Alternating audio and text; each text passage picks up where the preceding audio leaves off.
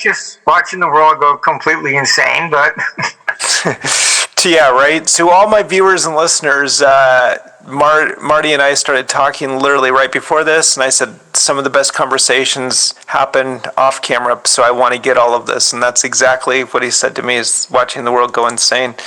Let's talk about that a little bit. Let's talk about the markets first. I don't know what you think of the stock market here. Looks just like a parabolic blow off top? What are your thoughts, and does this still have some room to go? well, longer term, yes. What you have to understand is that, you do have like a .com type bubble in the AI stuff, but in general. With the prospect of war in Europe, the big capital comes. It usually goes into stuff like the Dow. They're not going into the AI stuff, and they're just really parking money for safety. We saw that, with World War One, World War Two. And if Europe has a history of capital controls, and you can look up the charts. I mean, even London closed the stock market, for World War One. What happens is that they are afraid of capital fleeing. Most people don't realize, but the world economy was more global before World War One than it is today. You didn't have all the progressive, Marxist, socialistic nonsense, and bonds traded. The same bonds traded in New York, London, Paris, and St. Petersburg. Yeah. So capital was able to, there wasn't restraints and things of this nature. What you have to understand is this whole tariff protectionism type stuff really came after World War One, mainly because Europe committed suicide. And so then they put in very stiff tariffs and regulations to try and regenerate their own industries. For example, Europe was the primary supplier of sugar. It came from beets.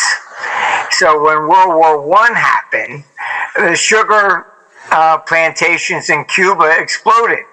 Because they wiped out the markets, So then you see, they put in these big tariffs and things of this nature. The Democrats were always blaming Smoot-Hawley because they were too Republicans, but that was really a response to the big tariffs of Europe. We didn't start that game. But, it's logical why they did that. You wiped out all your industry. Even farmland was ruined, and etc. So they put on all these tariffs and to try and regenerate their economy. So then, before World War One, and even if you look back to the Roman Empire, there were some tariffs, yes, but it was mainly for revenue purposes. Okay, after World War One, we got into this Marxist socialistic thing where it was to protect jobs. So the focus shifted. Right. So, this has, been a plague for Trump trying to deal with Europe. Europe is actually far worse than China or anything else. mainly because it's not just tariffs that they engage in. It's they use indirect means of blocking trade, like, oh well, if you grew, asparagus with this fertilizer, which we have outlawed here, it can't come here, stuff like that. Right. So it's really a quagmire of world trade. But if you really step back and you look at this objectively, you'd be surprised at how free the world was before World War One. Right. Well, to work that out a little bit more for me, do you see, and talk a little bit about that, do you see Europe, it seems to me, is in a terrible place, a terrible position, especially the UK, especially Germany, and especially France. Do you see those situations that they have in those countries spreading, meaning it seems like a popular rising up? And do you see do you see Europe potentially breaking apart here?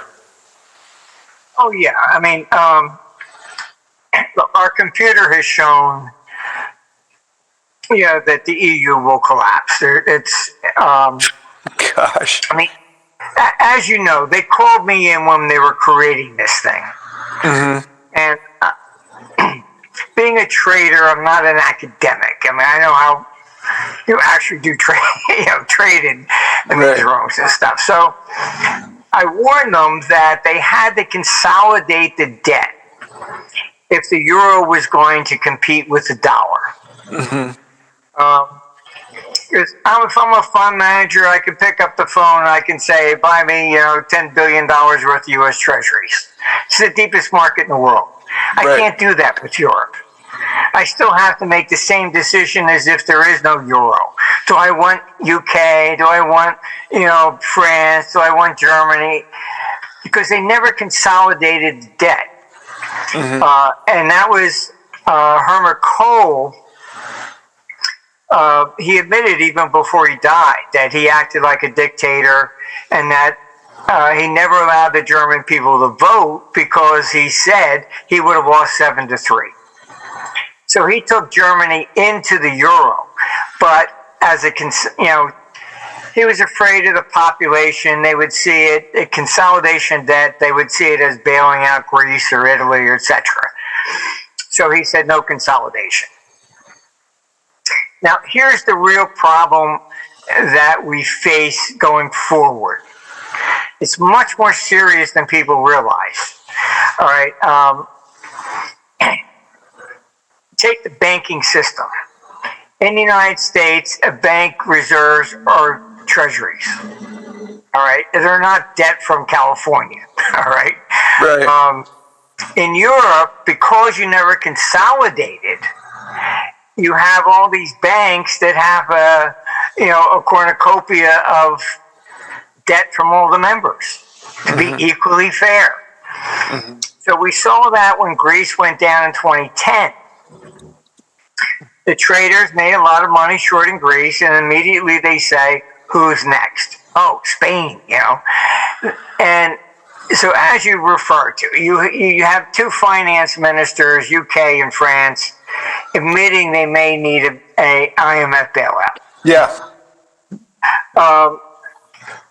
France is the second largest economy in the EU. Right? Germany, which is 25% of the EU, has committed economic suicide. Right. I mean, first you had the COVID, then they did the climate change nonsense. You wiped out so many small businesses, and then, it just reminded me of that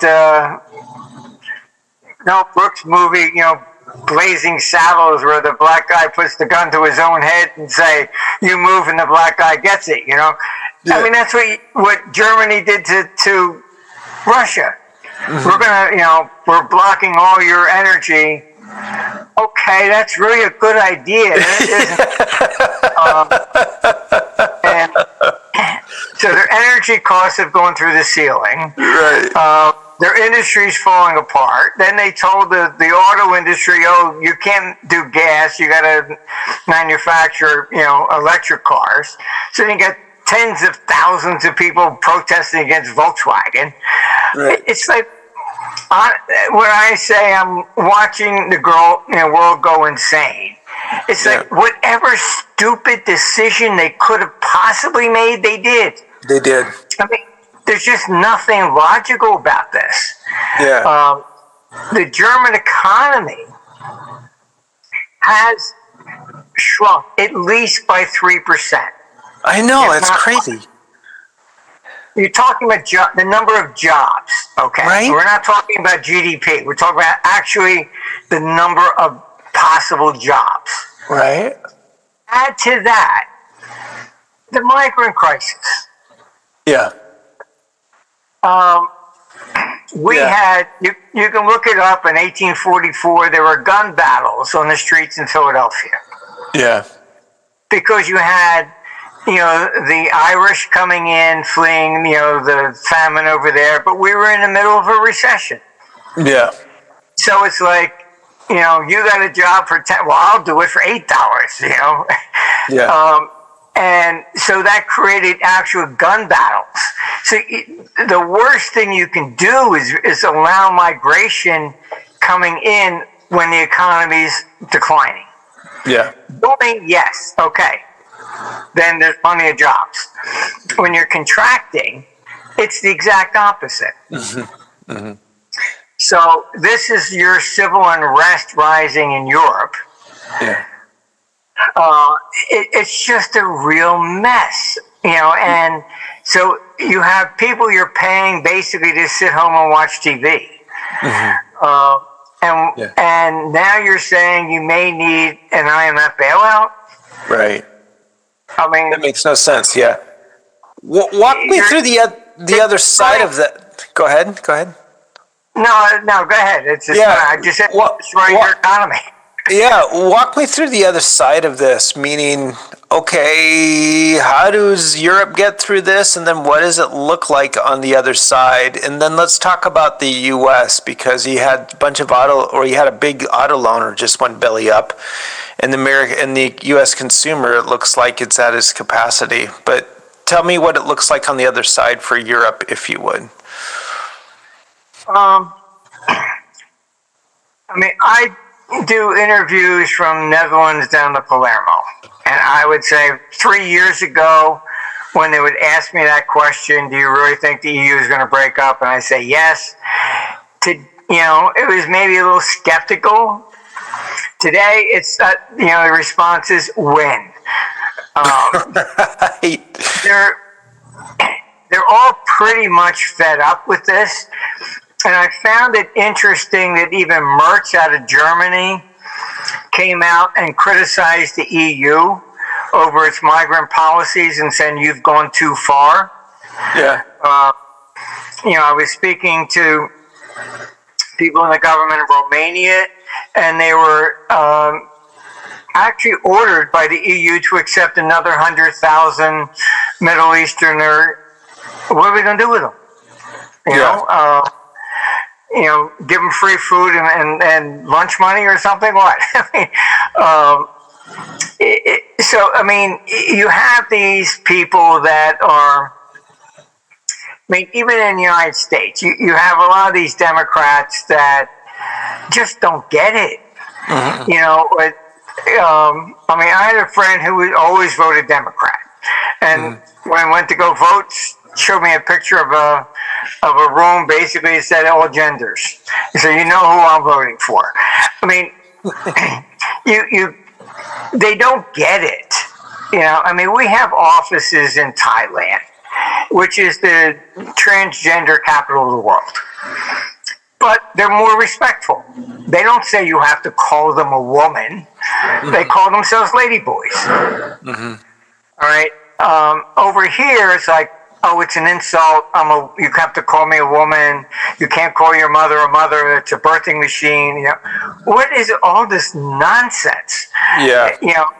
And now we have one gay guy that was in the company, and even he said he's confused. He said, there's so many different, he said, there was 70 some labels. He said, I don't even know what the heck to call anybody anymore.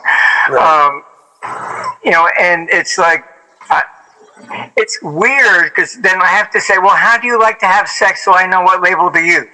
Right. Isn't that a violation of privacy or something? I mean, right. I really don't want to know that information, Right. But, yeah. Well, go ahead.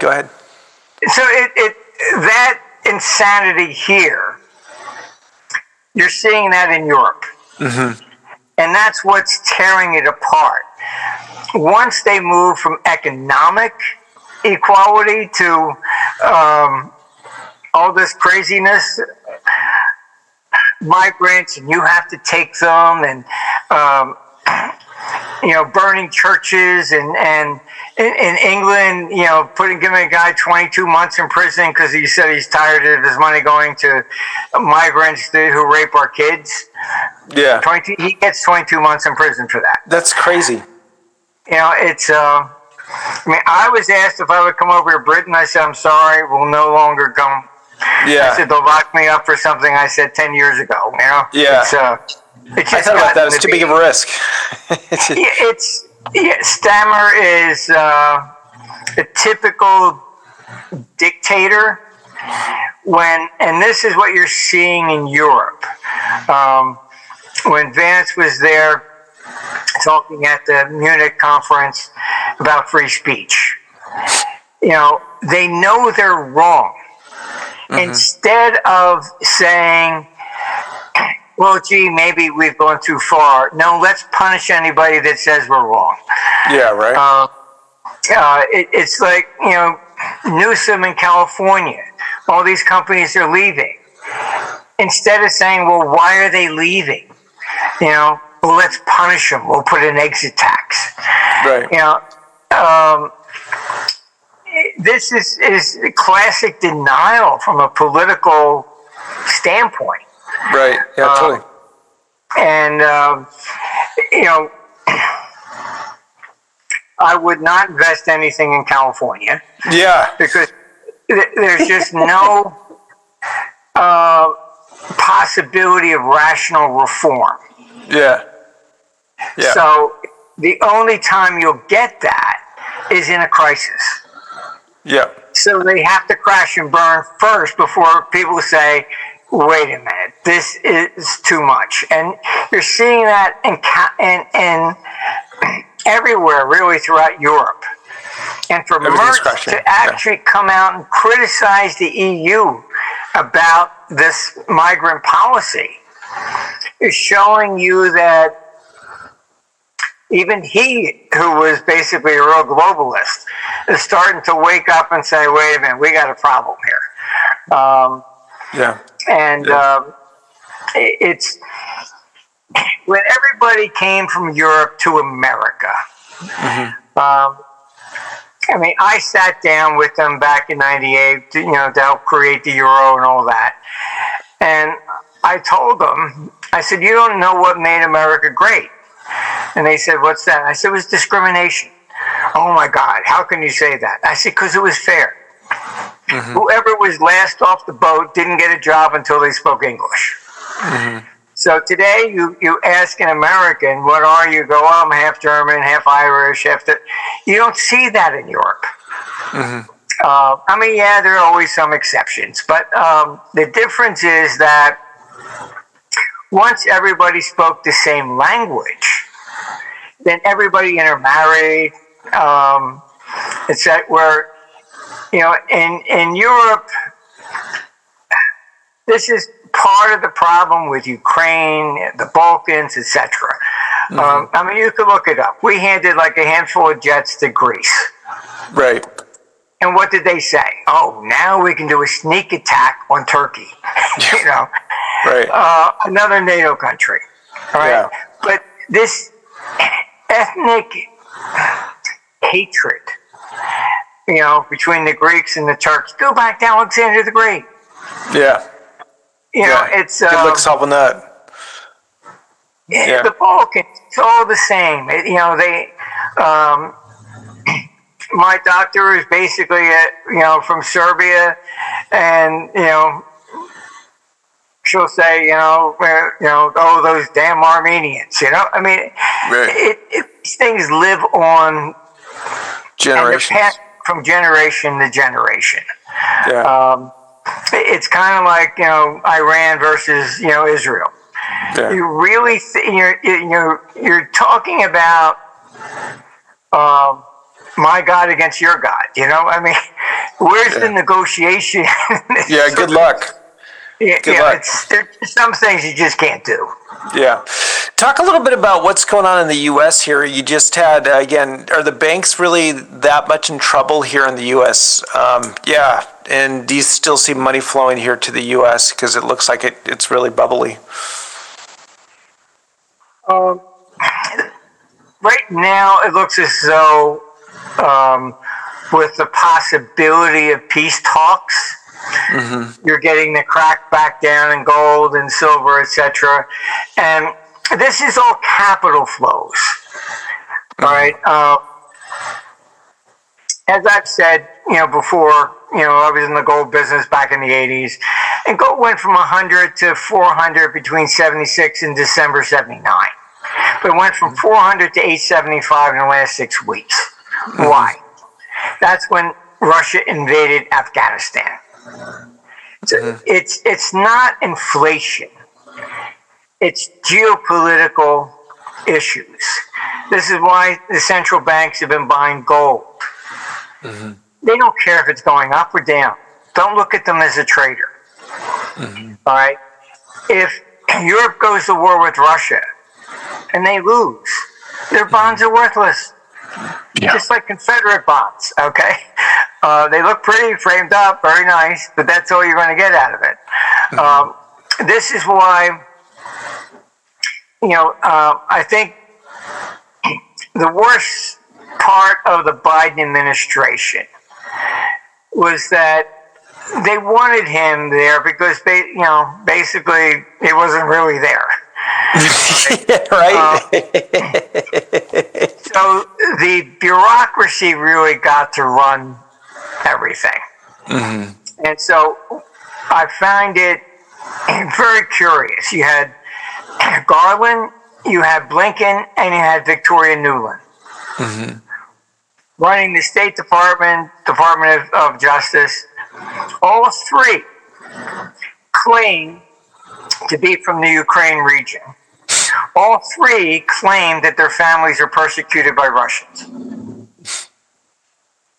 I know a lot of people, three from the very same area, the same complaint, all in the Biden administration. How the hell does that happen?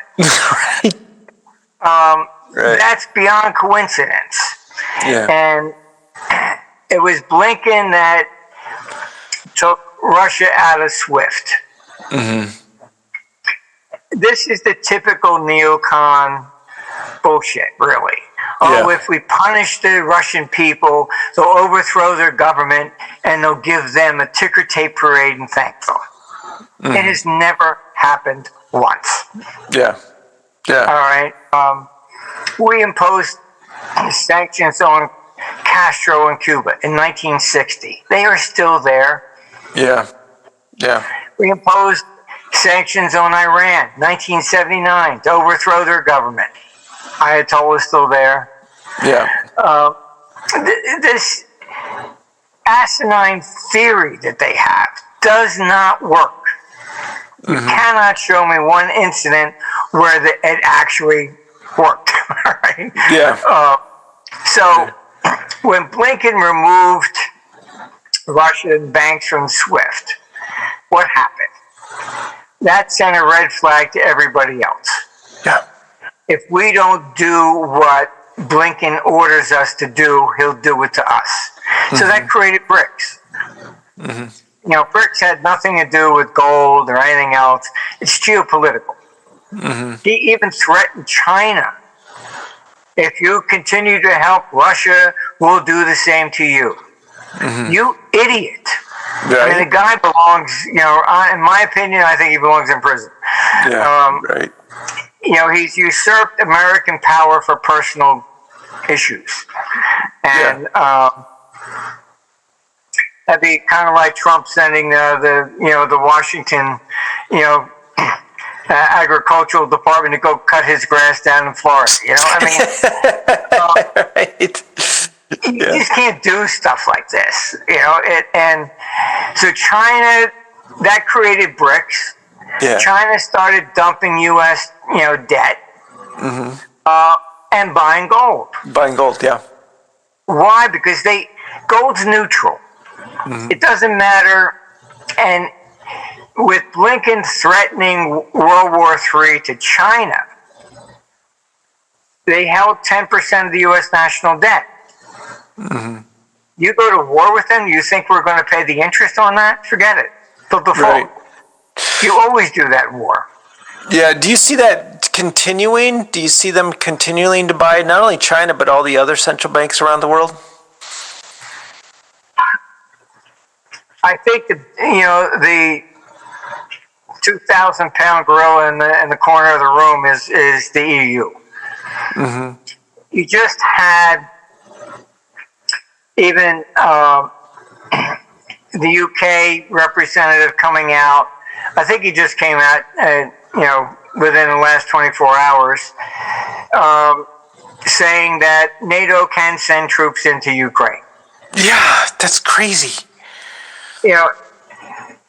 Look, Europe is going bust. Yeah. And you have two choices. You either start a war as a diversion, and it's Putin. Or when you do go bust and the pensions can't be paid, you're going to have people storming the parliaments with their pitchforks. That's your choice. And as I said, because there is no centralized national debt for Europe, France gets into trouble. It's not just you're undermining all the banks. So you're going to start shorting banks that, who has the most French debt? Let's short that one. So you're looking at undermining the banking system, the pension system. By law, on average, 70% must have government debt, which they took to negative in 2014. Right. I warned them. I said, do you realize you're strip mining your own pension funds and banks? Right. But again, they were following Keynesian economics, and which doesn't work. And when Keynes came up with that idea, you can at least say it sounded logical, because the U.S. had a balanced budget.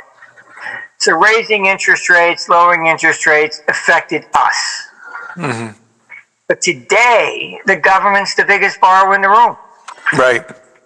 So the central banks have lost all power. Powell raises interest rates.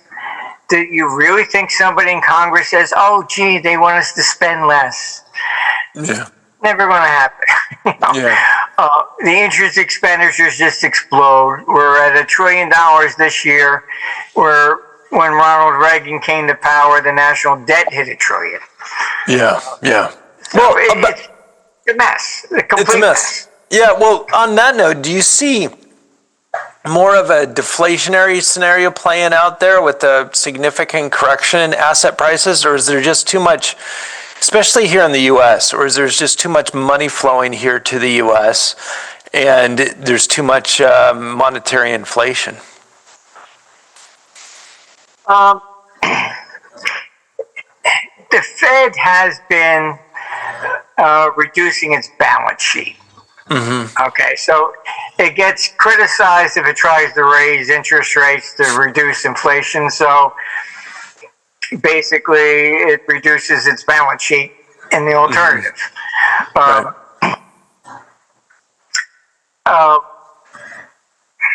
I disagree with Trump on his views of Powell. Powell, I think, is being much more practical and looking at this rationally. You go into war, and debts are going to explode. And whereas Trump, he's a borrower, he's not a lender. Yeah. So he always wants the lowest possible interest rate. And but it doesn't work that way. Right. What Europe found going negative with interest rates in 2014, and they didn't even get back to zero until 2022. Right? What happened? One of the number one sales was safes. People just pulled their cash out of the banks, kept it home, because then the bank was just kept, charging them money every time for even have cash. So they didn't spend it. When you look at, even the Roman Empire, during the 3rd century, you had 60 emperors within 100 years. The average was maybe one and a half years. All right. That's when you find the greatest number of hoards of Roman coins. Yeah. But if you don't trust the future, you hoard, you save. Yeah. Okay. So in that case, they just buried it. All right. There was a hoard in 2007 discovered in Britain with over 50,000 coins in it. I guess the guy didn't survive to come back. This is what happens in a recession. That's what creates the deflation. People don't spend; they save. All right. So then the theory is, if we lower interest rates, then maybe they'll borrow and spend. It doesn't work that way. All right. We've done studies on this. Interest rates have been everywhere. New York Stock Exchange called money rates reached 200% in 1899. All right. One of the lowest levels was for 1929 at 6%. All right. It's basically, if you think the stock market will double next year, you'll pay 20% interest. Right. But if you don't think it's going to go up 1, you're not going to pay 1. Yeah. So it's a matter of confidence. You can't manipulate people's confidence just with interest rates. Yeah. You have to give them something to make them think that it's going to change. Yeah. Europe's not doing that. Yeah. As we just said about California, let's punish them if they leave. They don't reform. Nothing changes. Once you give power to any government agency, good luck in getting it back. Yeah. Right. That's what they say about communism and socialism. You can vote your way in, but you got to shoot your way out. Yeah. It's quite true. Talk a little bit about your model is predicting war, and it's never been wrong, predicting war next year. Talk a little bit about where do you see, or what does the model see where that it will be more than likely. And again, I'm on the record of hoping it's wrong, just for humanitarian purposes. But so am I. Yeah. Just so all my listeners and viewers know. But yeah, where do you see that likely happening, if you would? We have 2 separate models. Okay. One is what on civil unrest, and that's where revolutions come from. All right. Then the other one is international war. Okay. And this international war is not like World War I or II. This is showing up on a global scale. So, like, you're just seeing, conflicts from, Thailand, Cambodia, India, Pakistan, and now Pakistan, Afghanistan, Israel, Gaza, Iran. It's everywhere. It seems as though whatever old grudge there was is resurfacing. And what the computer shows, which makes sense, is that when the economy's booming, you don't see war. Everybody's fat and happy. We're all having a good time. Go out to dinner, go to a movie, whatever. It's when you lose, you're pissed off. Why has this happened? Go get them. I've dealt with governments around the world for more than 40 years. And this is what I have learned. When I was young and naive, I thought I could actually make a difference and help. You realize you can't. I can walk in and say, if we don't do this, 25 million people will die tomorrow. And they'll go, yeah, well, maybe you're wrong.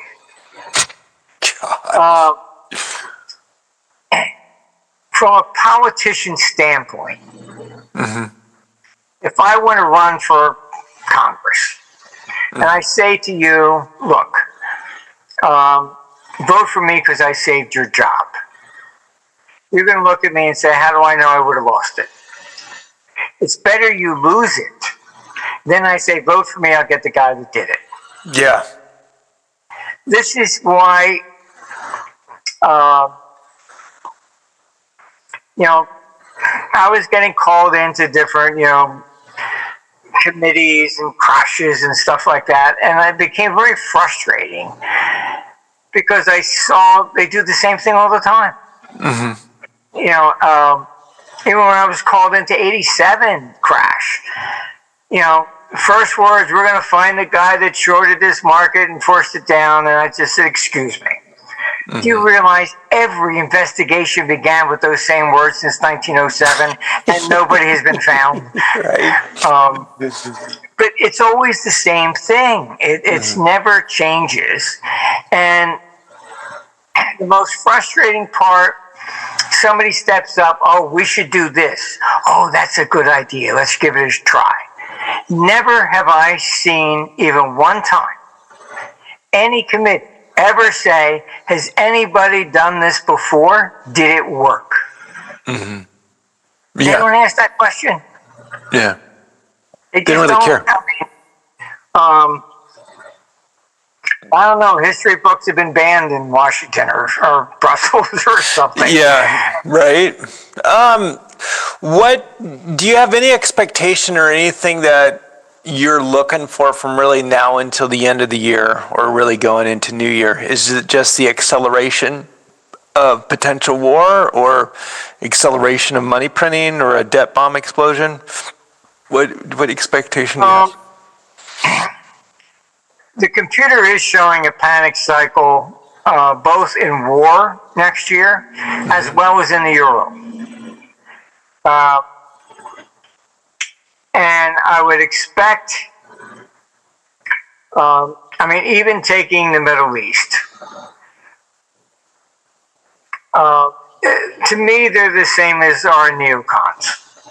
And I've been to dinner with some of these people, and I can't get my head around their even thinking process. The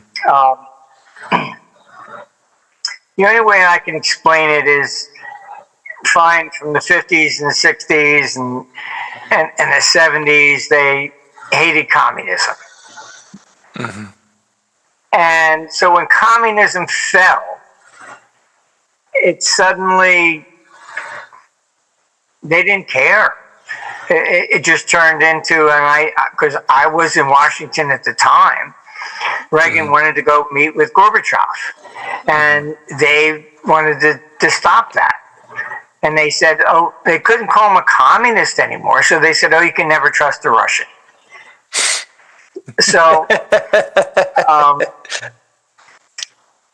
Reagan went, and if he didn't go, the Berlin Wall would never have fallen. Come on. Even Sun Tzu, basically, in his Art of War, said, if you don't know yourself and your enemy, you will lose. And just look at what they do. And this is my frustration that I see in Europe. Trump is the only one who has actually tried to negotiate with Putin. The rest of them all take the same directions from the neocons and NATO. Oh, don't talk to him. He's evil. He's this. Why? Because if you talk to him, then maybe you do get peace. Right. Exactly. If you prevent any discussion, you only get war. Yeah. And this is, what they're all doing. Yeah. And I can tell you that first White House meeting with Zelensky, it turned into a shouting match. Why? I have very good contacts directly in Ukraine. I got a phone call. Boris Johnson, 3 days before, went to Ukraine, instructed Zelensky. The signing was supposed to be in Kiev. He instructed Zelensky, you insist on going to the White House and embarrass Trump into keeping the funding going for this war. I passed on that information. I said, hey, and I think it was Rubio who came out and said at the last minute Zelensky insisted on coming here. Yeah. That information I had was spot on. Yeah. And Boris Johnson even made the front pages of the Norwegian press saying publicly, Britain is in a proxy war with Russia. And that's what it is. They're not interested in peace. Yeah. What Stammer has done to the British economy is deplorable. And he's not going to change. It's only going to get worse. And, I wouldn't invest anything in Britain at this point because as it gets even worse, he'll clamp down on capital control. Capital controls. Yep. Now, you can look up, it's gone under most people's radar, but just last week, the EU passed a new regulation. If you're going into the EU or leaving, you must disclose all your bank accounts. Wow. France, they routinely go after anybody that tries to even pay $1,000 or €1,000 in cash for a hotel room. Yeah. Spain, you need government permission to withdraw more than $3,000 out of your own bank account. Yeah, I read that. This is what I'm talking about. It shows that they are desperate. And at the same time, they're clamping down on free speech. Yeah. And they want to call Putin a dictator? Really? Right. This is exactly what the Soviet Union used to do.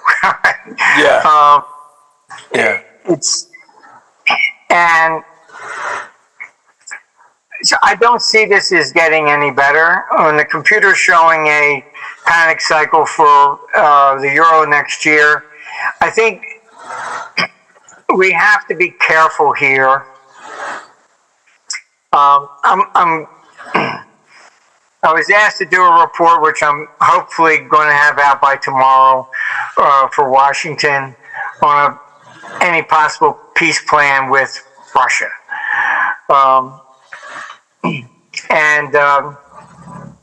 I've gone through everything top to bottom that I could possibly do. And what I am suggesting, and I believe they are now listening to me, to be even called into and being asked to do this was a surprise. Yeah, surprise for me. I've been yelling that their enemy is not Putin, it's the EU. I think they are now waking up to that. Well, Marty, I hope you have the right ears and the right ears listen to you. I'm giving it a shot. I mean, I'll say a prayer for you. I hope you're successful, man. Yeah. What people have to understand is that we have,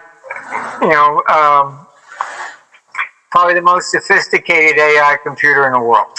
Yeah. The forecasts come from that. It's not my personal opinion. Yeah. I've been trying like hell to defeat my own computer.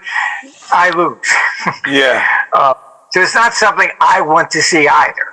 Yeah. All right. No, loud and clear. Loud and clear. I was hoping that if in putting out these forecasts, people would wake up and say, okay, fine, maybe we better do something to stop it. Mm-hmm. So getting a call to actually do something like this, I've always gotten calls typically on the foreign exchange side, any crisis to do with that, creating the Euro, G5. I was even called in by China for the 97 Asian currency crisis. I'm usually the number one guy who gets called into all that stuff. The Swiss peg break, all that. So now I seem to be getting calls on the geopolitical side. Yeah. I hope so they it's listen to you. It is interesting. I hope they listen to you, my friend. I don't see much choice. So what I can say that the guts of the report that I'm suggesting is that I've got, and they know I have direct sources into Russia as well. Mm-hmm. Putin does not want war. Yeah. He's shown a lot of restraint, I think. Oh, tremendous. Yeah. And this is, I think, what scared them. Mm-hmm. When Khrushchev had to back down from the Cuban Missile Crisis, I explained there was a coup. Brezhnev took over. He was thrown out. And then you got more of a hardline Russian, hardliner, neocon, or whatever you want to call them. From their perspective, he just embarrassed Russia. He lost to America. Yeah. Okay. So that was a psychological blow from that perspective. I put out a book, The Plot to Seize Russia. It's on Amazon. All right. In the very beginning of it, I got a hold of all the declassified documents from the Clinton administration. The first thing I put in there so you can see it, because everybody, when they hear it, they go, what? After 91, and Gorbachev comes to power, they offered Russia to join NATO. Right. That, again, sparked the second coup. Okay, against Gorbachev. That's when Yeltsin had to stand on the tank and he talked to people, the military down, don't fire on your own people. They didn't, so the coup failed.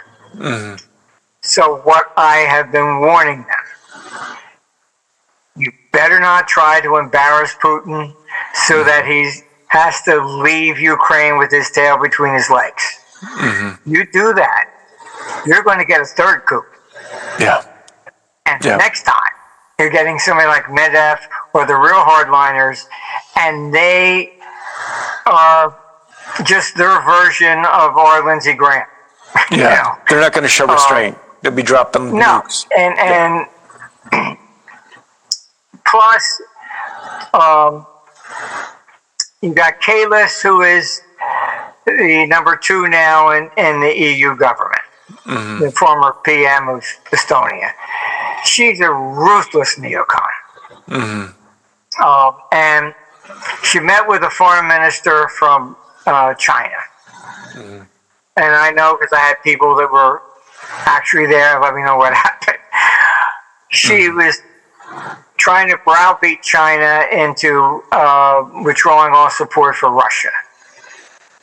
His response was that we are not prepared to see Russia lose. Why? He said, we know we would be next. Yeah. Which is very true. Yeah. Yeah. That's why they want to drag it out. And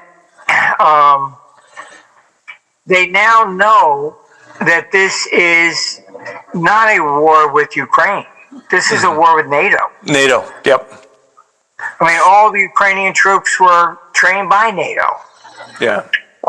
You have, Boris Johnson, like I said, coming out saying we're in a proxy war, with Russia. Everybody knows this. Yeah.